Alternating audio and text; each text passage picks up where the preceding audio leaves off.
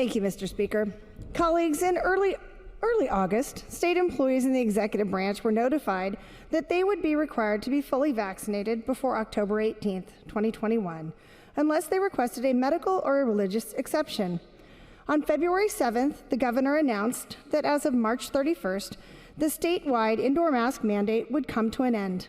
Within hours, executive branch employees received a memo from Department of Administrative Services Director Katie Koba. In that memo, she informed them that lifting the mask mandate did not pertain to those employees who had received an accommodation from the vaccine mandate. The vaccine mandate was still in place, and therefore any employee who had received an accommodation must continue to wear their N95 mask. In other words, they must self-identify their medical status. Then last week, OHA announced that the mask mandate would be lifted earlier, now March 19th. The governor also announced that April 1st she would lift the executive order requiring those state employees to be vaccinated.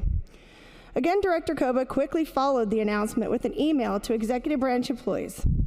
This time it stated that as a result of lifting the executive orders on April 1st, state employee vaccine requirements would no longer be in effect, and state employees who had an exception to the vaccine requirement and were required to wear a mask would no longer be required to do so.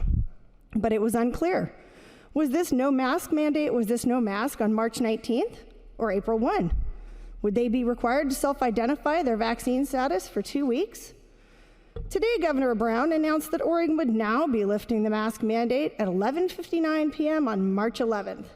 Again, a swift response by Director Koba. This time it said, any state employee who is required to wear an N95 mask because they had received an accommodation from the vaccine requirement will be required to wear their mask until the vaccine requirement is lifted on April 1. So now they are back to self-identifying their vaccine status for 3 weeks. However, there's one thing that has failed to be addressed in any of those memos, and that is the thousands of state employees that lost their job 5 months ago because they refused to be forced to submit to an injection or fill out an exception. I do hope those employees will be immediately hired back by the state of Oregon. And tomorrow, a new memo from Director Koba will hopefully arrive, stating that self-identification of vaccine status ends for everyone when the masks come off on March 11th at midnight.